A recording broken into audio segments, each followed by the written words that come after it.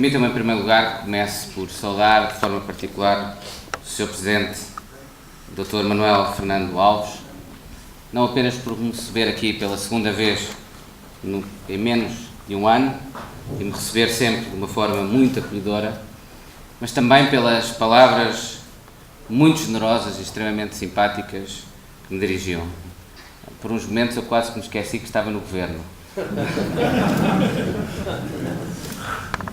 Espero apenas ser, e continuarei a trabalhar para ser merecedor das palavras que me dirigiu. É um prazer muito grande estar aqui, não apenas para participar na inauguração deste Espaço do Cidadão, mas também participar nesta nova iniciativa que é a Semana do Barrosão, que é uma iniciativa emblemática do tipo de iniciativas, de ações, que entende ser fundamental para trazer competitividade, crescimento económico a todo o território do país, de acordo com os recursos que existem nesse território, neste caso, desde logo, esta paisagem, esta atividade tradicional, a carne barrosã. E mais tarde voltarei a mencionar e a falar da razão porque me parece que é tão importante termos e desenvolvermos competitividade económica no nosso país a partir dos recursos de cada parcela do nosso território. Mas hoje é desde logo um dia muito importante não apenas para Montalegre e para a freguesia do Salto, mas também para os outros municípios que celebram estes protocolos relativos aos espaços do cidadão. Estes espaços do cidadão pertencem a uma reforma profunda do Estado que estamos a iniciar, dos serviços de atendimento da administração pública, que pretende ser ao mesmo tempo uma reforma que traga racionalidade, traga eficiência, que é fundamental para o nosso Estado, porque quanto mais eficientemente utilizarmos os nossos recursos, mais recursos temos para fazer outras coisas que são fundamentais também para os cidadãos, mas que tragam essa racionalidade e eficiência não ao custo da diminuição dos serviços, neste caso do atendimento à administração pública, a parcelas do nosso território, a alguns dos nossos cidadãos, mas pelo contrário, permita até melhorar a qualidade desses serviços e trazê-los com maior proximidade aos cidadãos. É dessa forma que nós estamos a conceber, a pensar essa reforma, é dessa forma que elaboramos esta estratégia e é dessa forma também que a estamos a implementar desde logo com este modelo dos espaços do cidadão, que permitem alargar a presença da administração pública no território e não diminuí-la, que permitem oferecer melhor qualidade no serviço da administração pública ao cidadão e não diminuir. Os espaços de cidadão são, como disse, parte de uma reforma mais ampla que procura uma administração pública mais eficiente, mas também e sobretudo mais próxima e com maior qualidade, acessibilidade e simplicidade para o cidadão. O primeiro pilar dessa reforma é precisamente este dos espaços do cidadão. O ponto de partida dos espaços do cidadão é a circunstância de Portugal ser, ao nível da digitalização, da disponibilidade nos meios informáticos da nossa administração pública, um dos Estados mais avançados da União Europeia. Em boa parte, devo dizê-lo, porque é importante reconhecer isso também, porque temos tido uma estabilidade de política pública nessa matéria. Esta aposta na digitalização da nossa administração pública não é apenas deste governo. Vem dos governos anteriores, independentemente da cor política. E é porque isso aconteceu que nós temos aí um ponto de partida muito importante que podemos agora valorizar e usar para oferecer melhor qualidade de serviço, maior presença da administração pública no território para todos os cidadãos. É importante isso porque em algumas áreas fundamentais das nossas políticas públicas nós só conseguimos reformas profundas se tivermos estabilidade dessas políticas públicas. Apostas que são estratégicas, que são mantidas independentemente da cor política dos governos. E na matéria da modernização administrativa tem havido alguma consistência, tem havido alguma continuidade que nos permite agora fazer esta ampla e profunda reforma, mas fazê-la também numa lógica de continuidade com apostas anteriores. Como dizia, é isso que permite a Portugal estar entre os melhores Estados da União Europeia ao nível da presença dos diferentes serviços da administração pública em meios digitais. Mas, curiosamente, essa oferta de serviços públicos em plataformas digitais não tem correspondência na utilização desses serviços públicos por parte dos cidadãos. E não tem essa correspondência por várias razões. Por questões de literacia digital, por questões de dificuldade de acesso a equipamento. As pessoas não têm em casa formas de fazer fotografias digitais para enviar para a administração pública, não têm formas de fazer as assinaturas digitais, por vezes não compreendem os sites ou necessitam de algum aconselhamento na sua utilização. E, portanto, Portugal está ao nível da utilização dessas disponibilidades que existem da administração pública entre os mais baixos da Europa. E é isso que estes espaços do cidadão permitem colmatar, corrigir. E, portanto, fazendo uso do grau de digitalização da nossa administração pública, é possível trazer a muitos pontos do nosso território, e a nossa expectativa é ter 1000 espaços do cidadão em todo o nosso país até ao final de 2015, trazer a inúmeros pontos do nosso território, em grande proximidade com os cidadãos, ao nível da freguesia, como aqui em Salto, que não tinha nada em termos de possibilidade das pessoas tratarem dos seus assuntos com a administração pública, podem passar a fazê-lo, com esta lógica simples do espaço do cidadão. E é isso que nós pretendemos. Portanto, desde logo, este é um modelo que vai permitir à administração pública, em muitas das matérias em que os cidadãos têm de tratar dos seus assuntos com a administração pública, estar presente numa lógica de muita maior proximidade, muito mais presente no território. Mas é, e queria frisar isto, uma lógica complementar à tradicional dos serviços públicos de atendimento. Não visa substituir esses serviços públicos de atendimento. Não visa substituir o atendimento das repartições de finanças, não visa substituir o atendimento dos registros e conservatórias, não visa substituir o atendimento da segurança social ou emprego. É complementar, vai trazer mais serviços com maior proximidade a muitos pontos do território. Quanto aos serviços tradicionais, a nossa aposta é uma aposta de não eliminar esses serviços, não os encerrar, mas sim converger esses serviços ao nível do município em lojas do cidadão. E, portanto, ter pelo menos em cada município do nosso país uma loja do cidadão. É esse o modelo que estamos a desenvolver e que queremos desenvolver de forma concertada com os municípios. Foi com base nesse modelo que nós conseguimos convencer a Troika a abandonar a obrigação de encerramento das repartições de finanças que estava no memorando de entendimento. E, portanto, o que nós vamos ter é uma lógica de integração dos diferentes serviços da administração pública em espaços físicos comuns, em lojas de cidadão, que vão existir ao nível dos municípios. Isto permite-nos maior eficiência, porque permite ao Estado e à administração libertar edifícios dentro do município onde estão esses diferentes serviços públicos e, portanto, ter poupanças.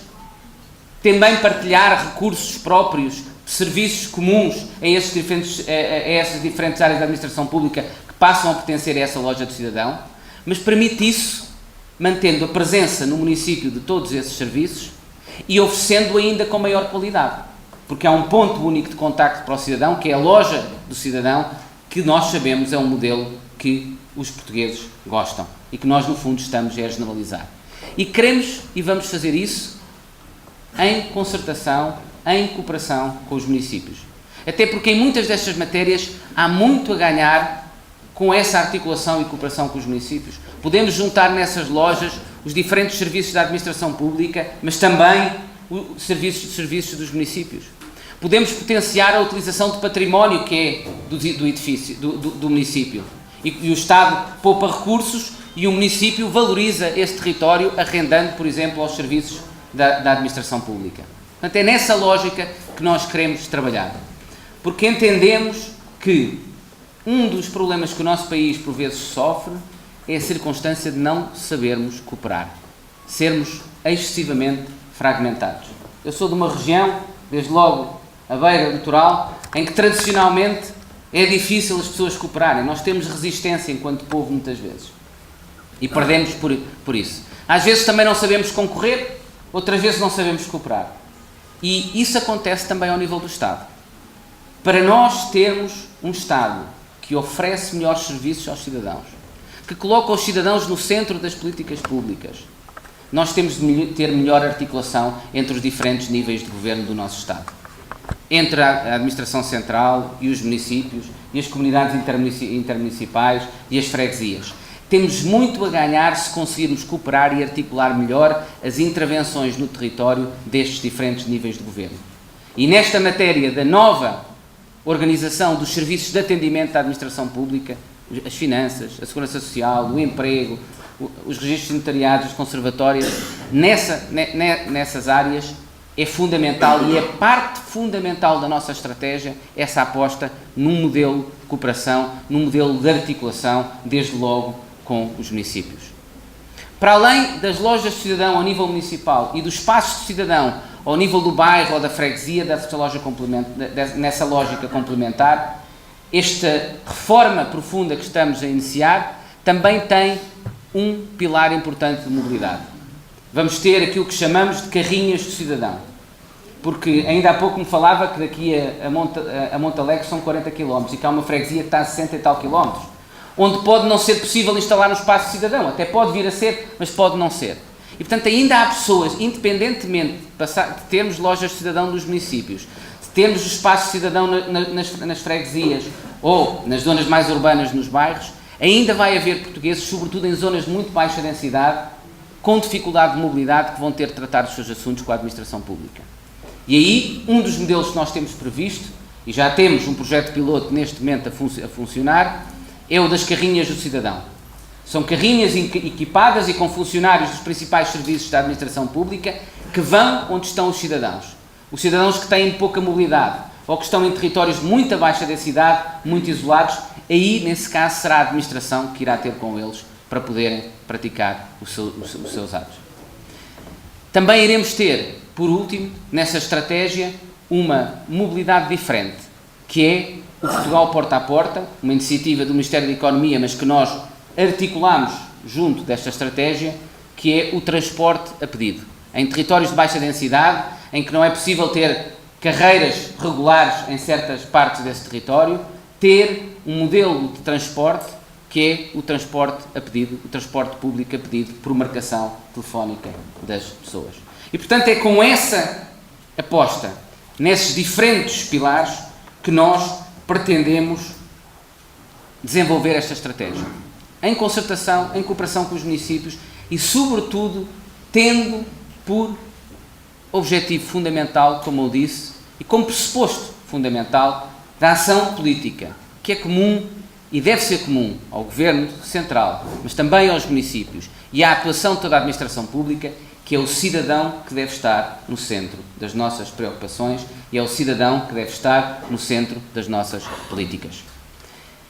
E é também por isso que eu não posso deixar de responder a algumas preocupações que foram manifestadas pelos senhores Presidentes de Câmara e dizer que esta aposta na valorização de todo o nosso território tem de passar por, desde logo, como estamos a procurar fazer com esta estratégia inovadora, manter a presença do Estado nesse território.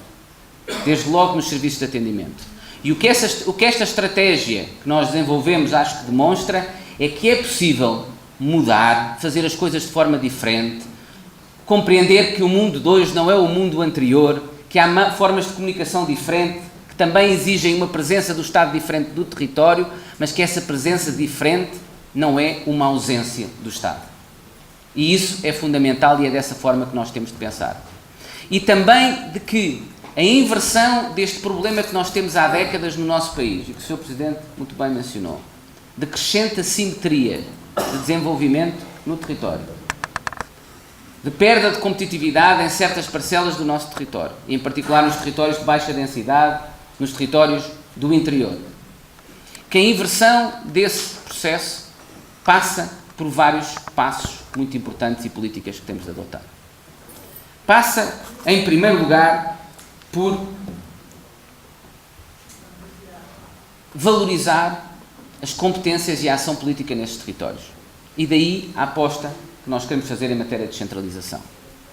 Há muitas áreas em Portugal, e muitas vezes nós falamos em Portugal de reforma do Estado, de reorganização administrativa, quando talvez o ponto mais importante seja a redistribuição de competências no nosso Estado. E um aspecto fundamental aí é o reforço em certas matérias das competências dos municípios ou das comunidades intermunicipais.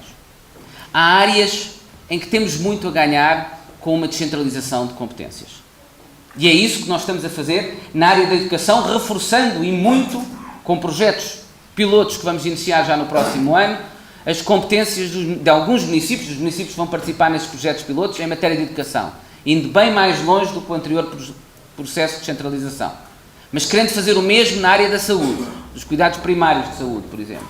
Ou o mesmo na área da segurança social. Para fazer isso, temos de corresponder a essa transferência de competências necessariamente os meios financeiros para isso mesmo.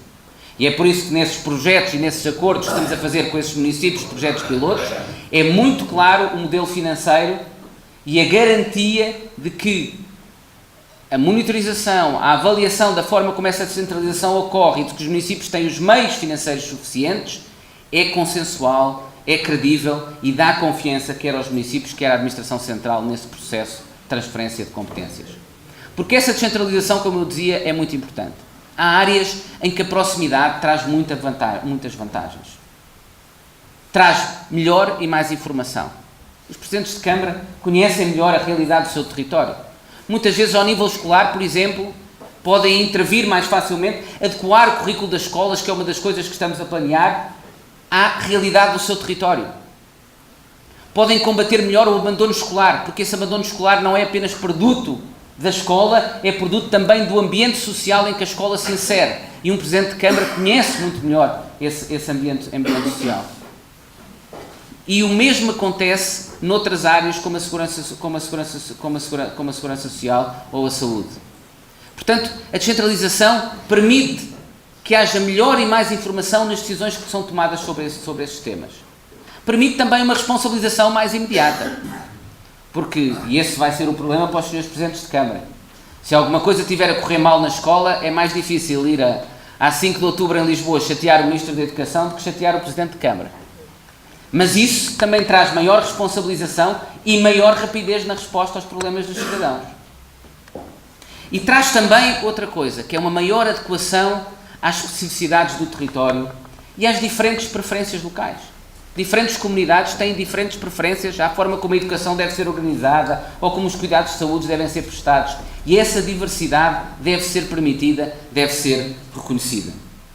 É por isso que é fundamental este processo de centralização. Mas é preciso também mais. É preciso valorizar todo o nosso território. E no Portugal 2020, no próximo ciclo de fundos europeus, quando nós falamos de competitividade e internacionalização, não falamos apenas de competitividade e internacionalização em abstrato. Eu tenho repetido isso muitas vezes. A verdadeira competitividade inteligente é uma competitividade assente no território, que parte dos recursos do território, valorizando os recursos desse território. Aqui, neste caso, por exemplo, a carne de Barrosão.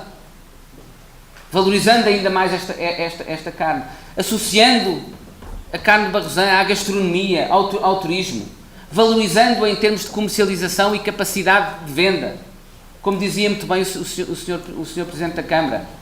É dessa forma que nós vamos ter uma economia competitiva e é esse tipo de transformação competitiva que nós queremos fazer. Eu não acredito muito num país que se transforma competitivo, que se faz competitivo com base numa competitividade importada. Acreditando que vem uma atividade económica que é estranha ao nosso território. E que subitamente essa atividade económica, que é totalmente estranha àquilo que é a realidade deste território, nos vai trazer riqueza e vai manter essa riqueza. Não, porque essa competitividade, essa oportunidade económica, num mundo globalizado, da mesma forma que chega um dia, pode partir no dia seguinte. A carne Barrosã, não. Essa é daqui. Uma competitividade e uma riqueza económica que é criada a partir de um recurso deste território, permanece neste território.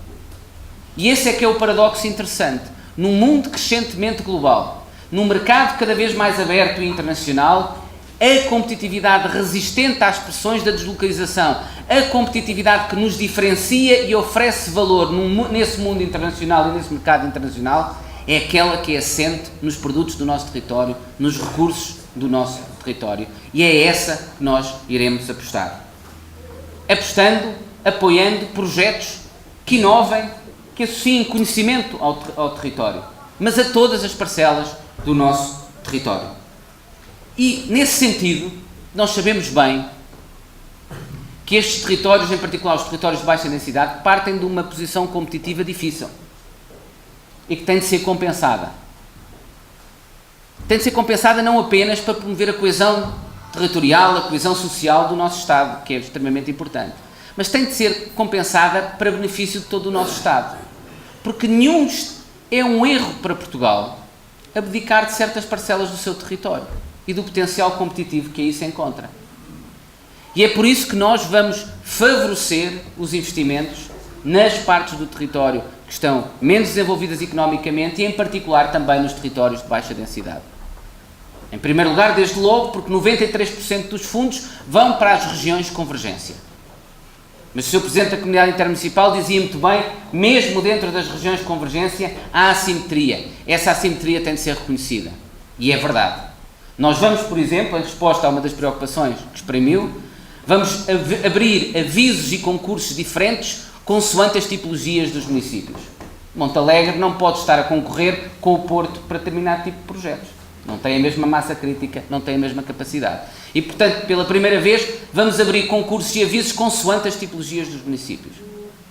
Vamos também favorecer, ou por via, ou nos critérios de seleção, ou até cumulativamente, também nas taxas de comparticipação, os projetos de investimento em territórios de baixa densidade. Eu tinha feito esta promessa e nós iremos cumprir que, em matéria do próximo ciclo de fundos, vai haver iniciativas que vão favorecer, a nível da comparticipação, a nível dos critérios de seleção, quem investir e quem apresentar projetos nos territórios de baixa densidade. Vamos também, já agora, outra circunstância importante, aumentar as verbas das DLBCs, das ações de base local, que são particularmente relevantes nestes territórios do interior e de base rural. Elas vão aumentar face ao passado. É por isto e com estas iniciativas, mas também com mais iniciativas que iremos tomar, eu espero e continuarei a fazer um esforço até para corresponder às palavras tão generosas do Sr. Presidente da Câmara Municipal, que nós iremos conseguir evitar algo que ao longo de décadas tem ocorrido no nosso país, que é a construção de um país a diferentes velocidades. Nós não podemos ter isso, nós não podemos aceitar isso. Não vai ser um processo fácil. E não vamos inverter um processo de décadas, nem é de um dia para o outro, nem sequer de um ano para o outro. Vai demorar anos também a conseguirmos inverter esse processo. Mas temos de começar a inverter esse processo. Essa é uma responsabilidade de todos e eu assumo, em primeiro lugar, é uma responsabilidade do Governo. Muito obrigado.